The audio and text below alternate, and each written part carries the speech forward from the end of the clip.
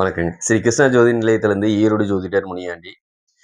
13/2/2026 பிறக்கக்கூடிய குழந்தையின் ஜாதக பலன்கள் எப்படி இருக்குங்கிறத பார்த்துடலாம். குழந்தை பிறக்கிறது வெள்ளிக்கிழமை. அதாவது விசுவாவசு வருடம் மாசி மாசம் 1ஆம் தேதி குழந்தை பிறக்குது. ஓடிட்டு இருக்க நட்சத்திரம் மூல நட்சத்திரம் சாயங்காலம் 4:10 வரைக்கும் இருக்கு. அதுக்கப்புறம் பூராட நட்சத்திரம் வரக்கூடியது தனுசு ராசி. இந்த தனுசு ராசிக்கு பார்த்தீங்க அப்படின்னு சொன்னோம்னா, கட கடக ராசி சந்திராசிரமமா அமையுங்க.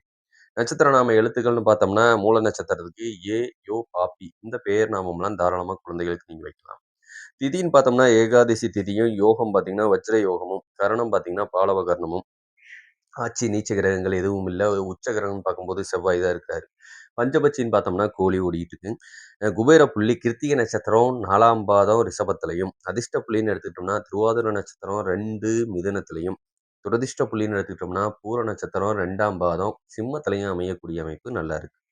மூல நட்சத்திரத்துல பிறக்கக்கூடிய குழந்தைகள் என்னன்னு பார்த்தீங்கன்னா, எடுத்த உடனேயும் தசாபுத்தி என்ன நடத்துவாங்க அப்படின்னா, கேது தான் தசாபுத்தி நடத்துவாங்க.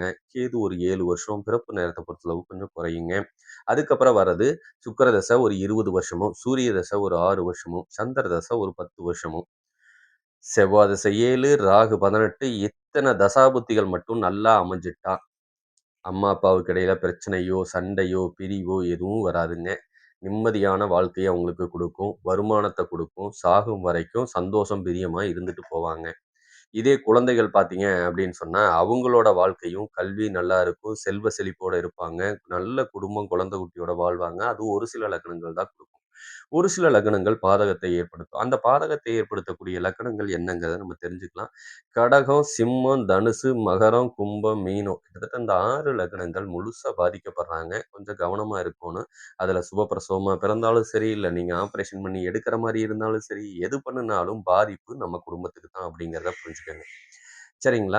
சரி இந்த மாரி அமைஞ்சுட்டாங்க. இந்த மாரி குழந்தைகள் சுபமா அந்த லக்னத்துல பிறந்துட்டாங்க அப்படின்னு சொன்னா, அதுக்கு உண்டான கோயில்களுக்கு போய், வழிபாட்டு தலங்களுக்கு போய் கால மிதிச்சீங்கனாவே போதும். அங்க போய் நீங்க பரிகாரம்லாம் ஒண்ணும் செய்யணும்னு அவசியம் இல்ல. அது சம்மந்தப்பட்ட கோயில்களுக்கு நீங்க போயிட்டு வந்தீங்கனாவே போதும்.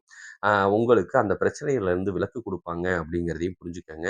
உங்களுக்கு சந்தேகம் அப்படின்னா, கீழ இருக்க நம்பருக்கு கூப்பிடுங்க. இல்லைன்னா உங்களுக்கு பக்கத்துல இருக்க ஜோதிடர்ட்ட போய் நீங்க அணுகுங்க. உங்களுக்கு வேணுங்கிற தகவல் கிடைக்கும். முழு வீடியோவும் நம்ம பெரிய வீடியோல போட்டிருக்கிறோம். அதுலயும் போய் நீங்க பாருங்க. உங்களுக்கு வேணுங்கிற தகவல் கிடைக்கும்னு நெனைக்கிறேன். முடிஞ்ச வரைக்கும் சப்ஸ்கிரைப் பண்ணுங்க. உங்களுக்கு தேவையான தகவல் இன்னும் நம்மனால முடிஞ்ச வரைக்கும் கொஞ்சம் போடுறோம். நன்றி, வணக்கங்க.